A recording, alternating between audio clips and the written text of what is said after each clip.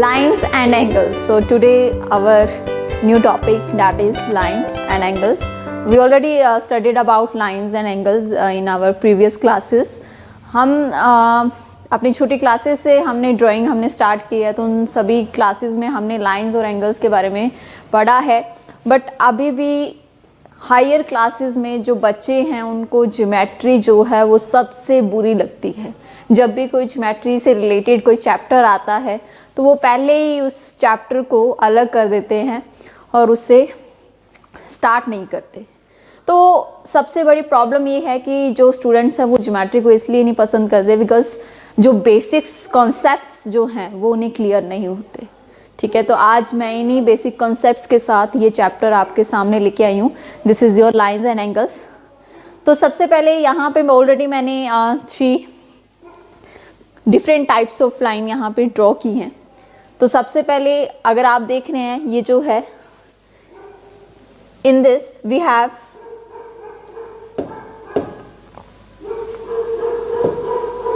two end points. Okay, so this is called line segment. इसे हम कहते हैं line segment.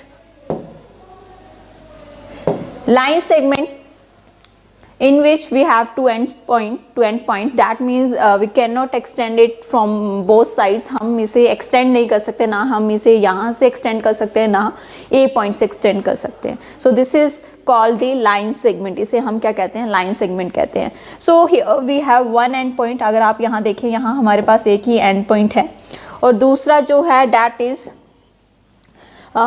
point ऐसा है कि end, जैसे A जो point है, this is your end point. That means आप यहाँ से इसे extend नहीं कर सकते, but you can extend it from this side. ठीक है, तो यहाँ पे इसे हम कहते हैं ray. This is your ray. तो ray जिसमें आपके सिर्फ एक ही एंड पॉइंट होता है और दूसरे पॉइंट से आप इसे एक्सटेंड कर सकते हैं. सो दिस इज कॉल्ड रे. And the third one is, अगर आप देख रहे हैं यहाँ पे दोनों तरफ से हम इसे एक्सटेंड कर सकते हैं. यहाँ पे आपके पास कोई भी एंड पॉइंट नहीं है. ठीक है, यहाँ पे आपके पास कोई भी एंड पॉइंट नहीं है. That means you can extend it from both sides. दोनों साइड से आप इसे एक्सटेंड कर सकते हैं. So this is called line. इसे हम क्या कहते हैं, लाइन कहते हैं. So line segment in which we have two end points. That means we can not extend from both sides. In ray we have only one end point. That means कि दूसरी तरफ से हम इसे एक्सटेंड कर सकते हैं. And the end that is line. Line को हम दोनों तरफ से एक्सटेंड कर सकते हैं. तो यहाँ पे इसे हमने इसे नाम दिया है लाइन. ठीक है, सो यहाँ पे मैंने जो डिफरेंट टाइप्स ऑफ यहाँ पे कुछ लाइंस बनाई थी उन्हें मैंने आपको बता दिया कि इन्हें क्या कहते हैं.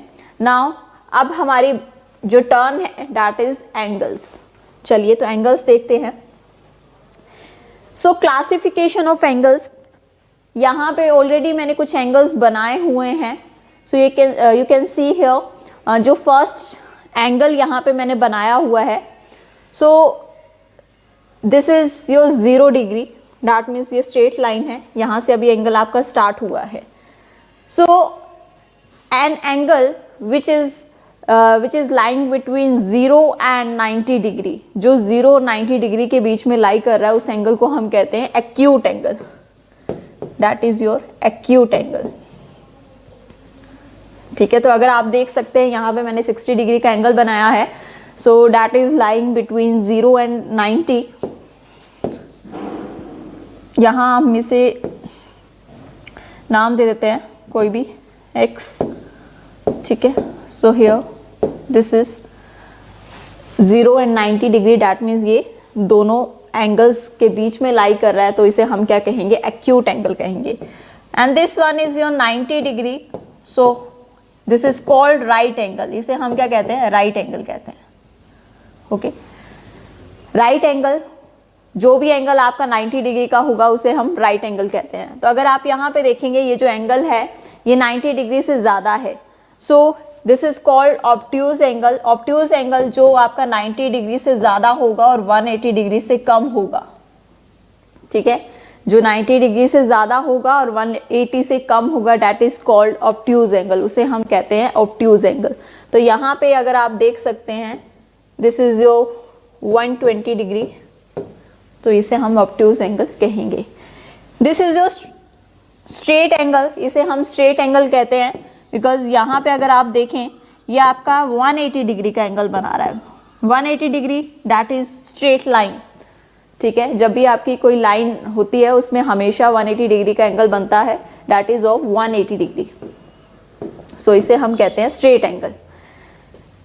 सो नाउ यहाँ पे अगर आप देख रहे हैं, this is your reflex angle,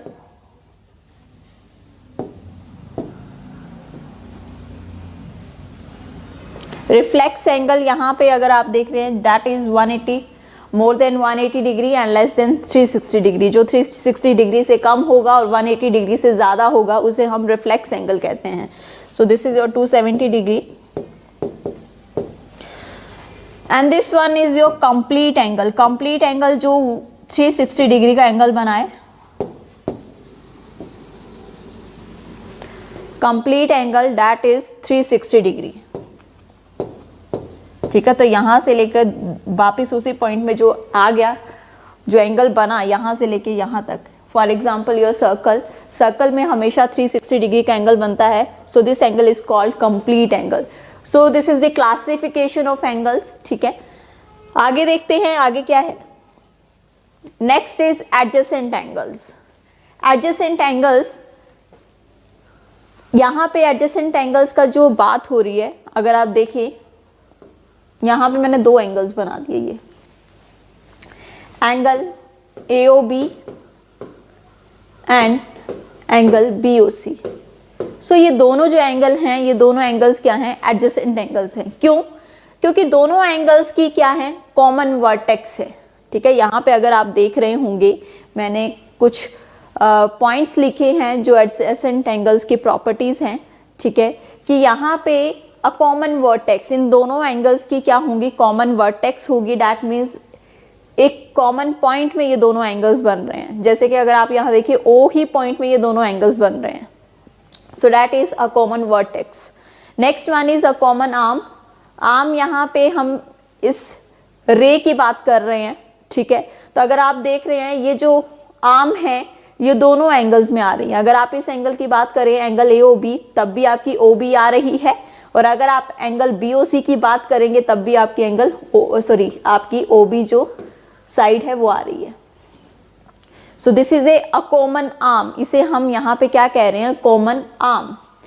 last one is the angles lie on the either side of the common arms. जो आपके एडजेसेंट एंगल्स हैं वो कॉमन आर्म के दोनों तरफ लाई करेंगे, ठीक है।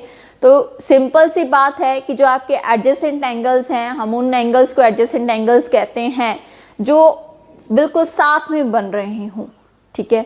तो उन एंगल्स को हम एडजेसेंट एंगल्स कहते हैं। अगर आपको डिफाइन करना है what is the adjacent angles, so you can say those angles which has a common arm. वो एंगल्स जिनके पास क्या है, अ कॉमन आर्म है, a common vertex, a common arm, ये दोनों चीज़ें होंगी। A common vertex that means एक ही पॉइंट में दोनों एंगल्स बन रहे हैं। अ कॉमन आर्म्स, दोनों एंगल्स में ये आर्म जो है वो आ रही है। And the third one is कि दोनों जो एंगल्स होंगे वो अपनी कॉमन आर्म की आइदर साइड्स में होंगे। So these are the adjacent angles. So in this figure you can say angle AOB and angle BOC. These two angles are adjacent angles. इन्हें हम क्या कहेंगे, adjacent angles कहेंगे, क्योंकि ये दोनों बिल्कुल साथ में हैं, ठीक है। So next is complementary angles. Very important, complementary angles. When the sum of the measure of two angles is equal to 90 degree, they are known as complementary angles. दो angles जिनका sum 90 डिग्री होता है उसे हम complementary angles कहते हैं। तो अगर आप यहाँ पे देख रहे हैं, मैंने यहाँ पे दो एंगल्स बनाए हैं, one is 46 degree and one is 44 degree. So आप इन दोनों एंगल्स को ऐड करेंगे, 46 degree plus 44 degree, so this is 90 degree. ये क्या है, 90 डिग्री है। So this two angles are called complementary angles. इन्हें हम कॉम्प्लीमेंट्री एंगल्स कह सकते हैं।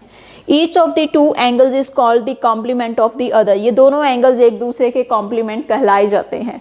अगर आपको क्वेश्चन आ जाए what is the complement of 46 degree, that means आपको इसका कॉम्प्लीमेंट निकालना है। So you will subtract 46 from the 90 degree and you will get the 44. So that means whenever you have to find the complement of one angle, just subtract it from the 90 degree. ठीक है, so this is your complementary angles.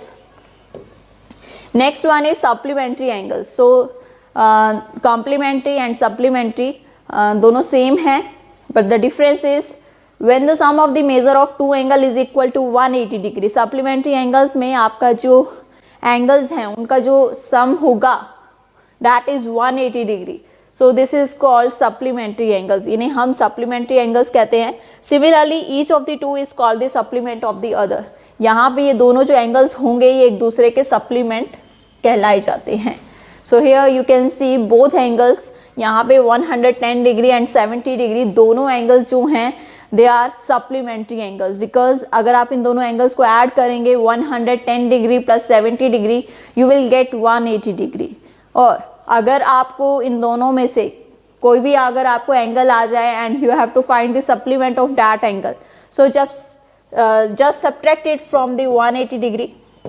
180 degree से आप इसे minus कर दीजिए. Obviously जब आपसे पूछा जाएगा कि 110 का सप्लीमेंट बताइए, सो you will subtract it from 180 degree and you will get this angle. आपके पास इसका सप्लीमेंट आ जाएगा. ठीक है, चलिए. Next one is vertically opposite angles. Vertically opposite angles, when two lines intersect, the vertically opposite angles so formed are equal.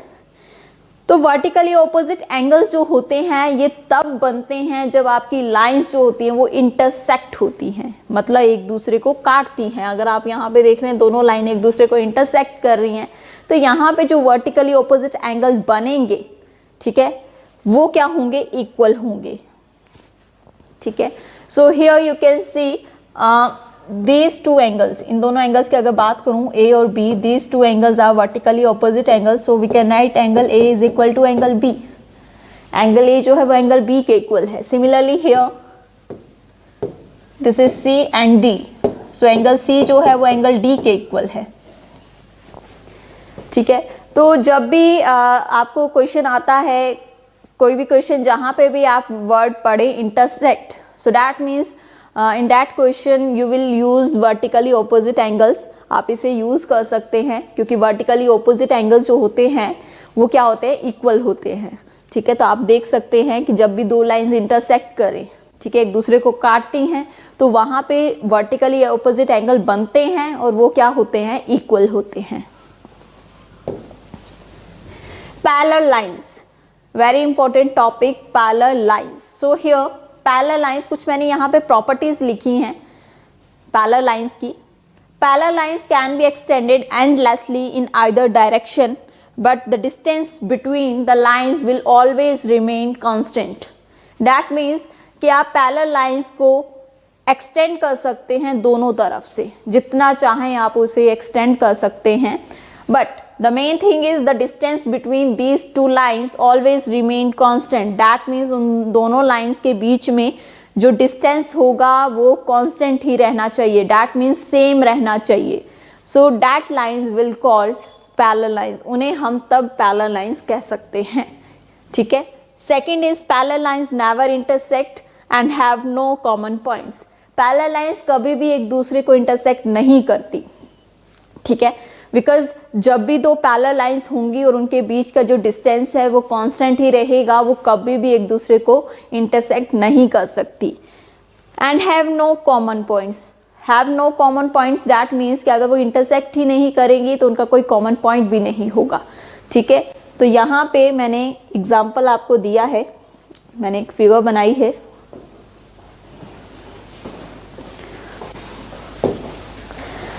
You can see AB and CD, these are two parallel lines. यहाँ पे मैंने दो parallel lines बनाई हैं और यहाँ पे मैंने ये जो distance बताया है कि इन दोनों lines के बीच में जो distance है वो constant ही है, D ही है. ठीक है, same ही है. ठीक है। ऑब्वियसली जब उनके बीच का डिस्टेंस सेम ही रहेगा, डैट मीन्स वो आगे जाके कहीं पे भी एक दूसरे को इंटरसेक्ट नहीं करेंगी। सो पैरेलल लाइंस क्या होती हैं कि जिनके बीच का जो डिस्टेंस है वो हमेशा क्या रहता है, कांस्टेंट रहता है, सेम रहता है, उन्हें हम पैरेलल लाइंस कहते हैं। और पैरेलल लाइंस कभी भी एक दूसरे को इंटरसेक्ट नहीं करती और उनके बीच में कोई भी कॉमन पॉइंट नहीं होता। चलिए, so next is transversal line. Transversal line a line which intersect two or more lines at distinct points. अगर आप देखें यहाँ पे बात हो रही है एक ऐसी लाइन की जो टू और मोर लाइंस को इंटरसेक्ट करेगी at distinct points, that means अलग अलग पॉइंट्स में इंटरसेक्ट करेगी। उन्हें हम क्या कहते हैं, उस लाइन को हम क्या कहते हैं, ट्रांसवर्सल कहते हैं। सो हियर यू कैन सी, यहाँ पे मैंने दो लाइंस बनाई हैं, ठीक है। और यहाँ पे ये जो वाइट ये जो है ये ट्रांसवर्सल लाइन है, बिकॉज ये इन दोनों लाइंस को इंटरसेक्ट कर रही है एट डिफरेंट पॉइंट। देखिए अलग अलग पॉइंट्स में इंटरसेक्ट कर रही है। So here a line which intersect two or more lines at distinct points. Distinct points याद रखना, अलग अलग पॉइंट्स में, तो उसे हम उसे हम ट्रांसवर्सल लाइन कहते हैं। ये याद रखना, अगर दो लाइंस को अगर कोई लाइन इंटरसेक्ट कर रही है, फॉर एग्जाम्पल एक यहाँ पे एक एग्जाम्पल ले लेते हैं। मैंने यहाँ पे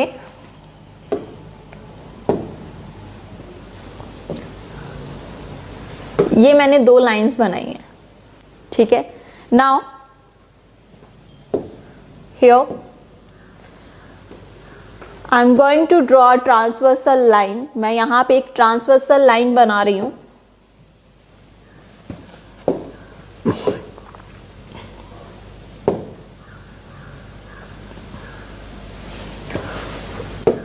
सो this is your transversal line. इसे यहाँ पे मैं कह रही हूँ ये ट्रांसवर्सल है।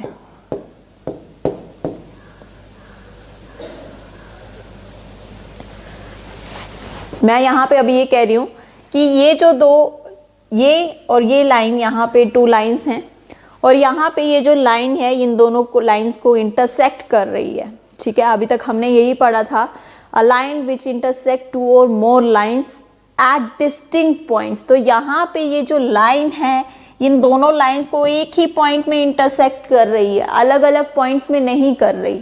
So that means this is not a transversal. इसे हम ट्रांसवर्सल नहीं कह सकते क्योंकि ये दोनों लाइंस को एक ही पॉइंट में इंटरसेक्ट कर रही है। बट अगर हम डेफिनेशन देखें तो डेफिनेशन के according a line which intersect two or more lines at distinct points. Distinct means अलग अलग पॉइंट्स में इंटरसेक्ट करेगी, जैसे कि यहाँ, तो उसे हम ट्रांसवर्सल लाइन कहते हैं। एक और बात आपने याद रखनी है, रिमेंबर दैट गिवन लाइन मे और may not be parallel. That means कि आपकी ये जो दो लाइंस मैंने यहाँ पे ली हैं ये पैरेलल हो भी सकती है या नहीं भी हो सकती। That means a line which intersect two or more lines. तो ये जो लाइंस हैं ये पैरेलल होंगी या नहीं होंगी, तब भी आप इसे क्या कहेंगे, ट्रांसवर्सल ही कहेंगे। So main condition for the transversal that line which intersect two or more lines, ठीक है। कोई भी लाइंस हो सकती है, पैरेलल हो सकती है, नॉन पैरेलल हो सकती है, at distinct points, that is called transversal. उसे हम ट्रांसवर्सल कहेंगे। Okay, next one is interior and exterior region. तो यहाँ पे मैंने दो लाइंस ली हैं और एक ट्रांसवर्सल बनाई है। तो यहाँ पे मैं रीजन यहाँ पे बताऊंगी, इंटीरियर और एक्सटीरियर। सो दो जो लाइंस है उनके बीच में जो रीजन है उसे हम कहेंगे interior reason.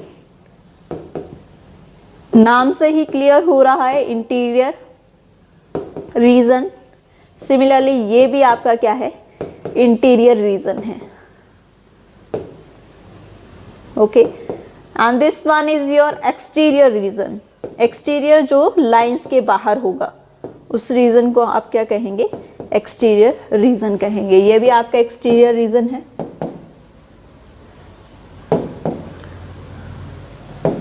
Similarly this one and this one, this is also exterior region. तो यहाँ पे जो भी दो लाइंस हैं, ठीक है, उनके बीच में जो रीजन है उसे हम इंटीरियर रीजन कहते हैं और इन दोनों लाइंस के बाहर का जो रीजन है उसे हम एक्सटीरियर रीजन कहते हैं। चलिए, next is angles formed by transversal. तो यहाँ पे बात हो रही है कि ट्रांसवर्सल जो लाइन है वो एंगल बनाती है। कौन कौन से एंगल हैं वो यहाँ हम देखेंगे, ठीक है, ये बहुत इंपॉर्टेंट टॉपिक है। So when a transversal line, transversal that means which intersect two lines, two or more lines. तो यहाँ पे मैंने ऑलरेडी एक ट्रांसवर्सल लाइन बनाई है, मैंने नाम दे देती हूँ A B C D and this is your E and F. So यहाँ पे EF is your transversal and AB और CD ये दोनों लाइन पैरेलल है या नॉन पैरेलल है, दोनों हो सकती हैं।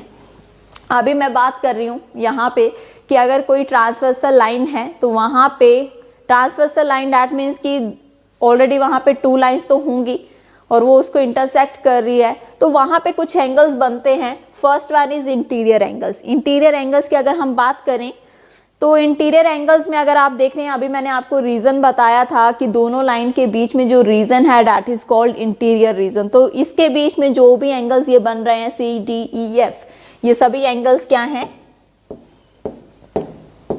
इंटीरियर एंगल्स हैं।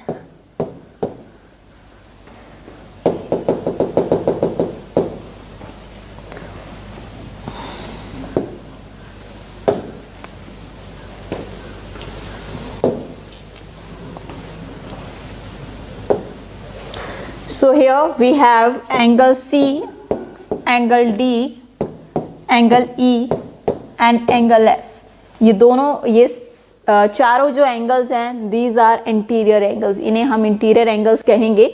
एक्सटीरियर एंगल्स जो इन दोनों लाइंस के बाहर जो एंगल्स बन रहे हैं ये सारे एंगल्स आपके हैं exterior angle. Angle A, angle B और angle G and the last one is angle H। ठीक है, चलिए आगे देखते हैं और कौन से एंगल बनते हैं। Corresponding angles. तो कॉरस्पॉन्डिंग एंगल्स यहाँ पे कौन से हैं? ए का कॉरस्पॉन्डिंग एंगल है ई,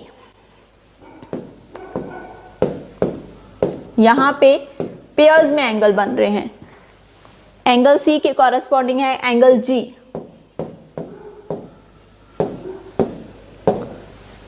एंगल बी के कॉरस्पॉन्डिंग है एंगल एफ और एंगल डी के कॉरस्पॉन्डिंग है angle H.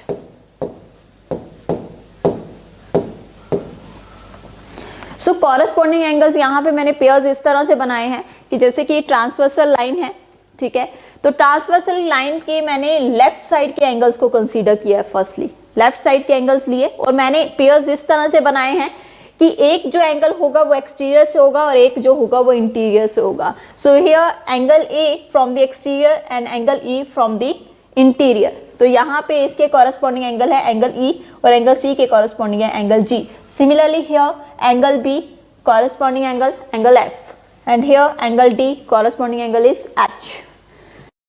And the next one is alternate interior angles. Interior angles that means कि इंटीरियर एंगल्स की बात हो रही है।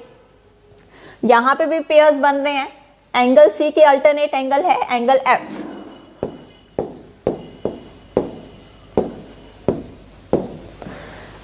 एंगल ई के अल्टरनेट एंगल है डी। ठीक है, सो यहाँ पे आपके पास दो ही पेयर्स जो हैं अल्टरनेट इंटीरियर एंगल्स के बनेंगे।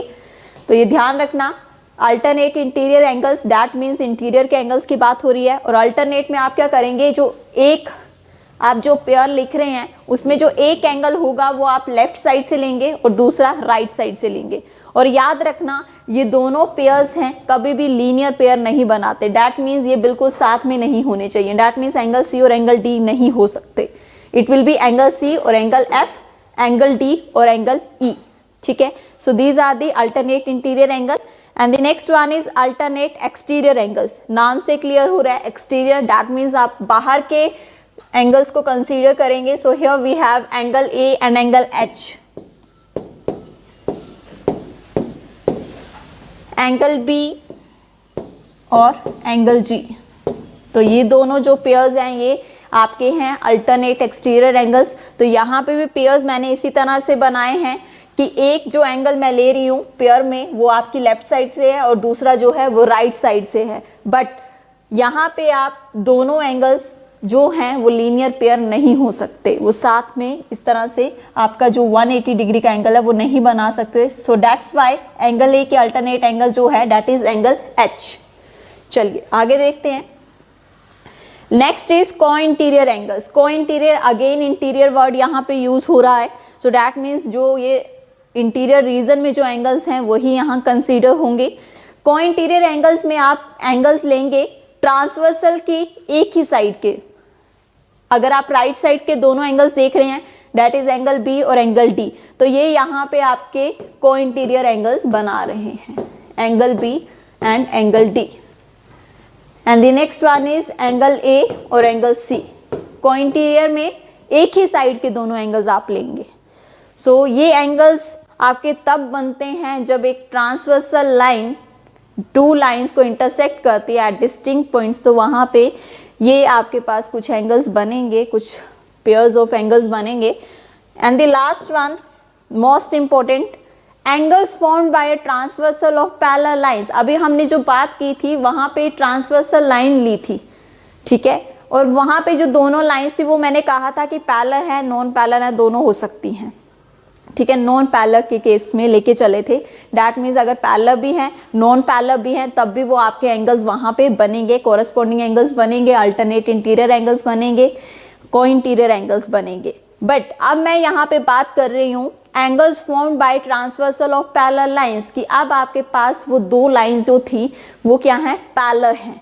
तो जब दो लाइंस पैरेलल होंगी और वहाँ पे आपकी जो ट्रांसवर्सल लाइन जो उन दोनों लाइंस को इंटरसेक्ट करेगी, तब आपके जो पेयर्स ऑफ कॉरस्पॉन्डिंग एंगल्स हैं वो क्या होंगे, इक्वल होंगे। ये आप ध्यान में रखेंगे, pairs of corresponding angles are equal. जो हमने पेयर्स बनाए थे कॉरस्पॉन्डिंग एंगल्स के वो सभी क्या होंगे, इक्वल होंगे। तो एक बार मैं आपको दिखाना चाहूंगी यहाँ पे, that means angle A is equal to angle C, angle C angle G के इक्वल होगा, एंगल बी एंगल एफ के इक्वल होगा और एंगल डी एंगल एच के इक्वल होगा, ठीक है। तो ये सारे पेयर्स क्या होंगे, इक्वल होंगे। Next one is pairs of alternate interior angles are equal.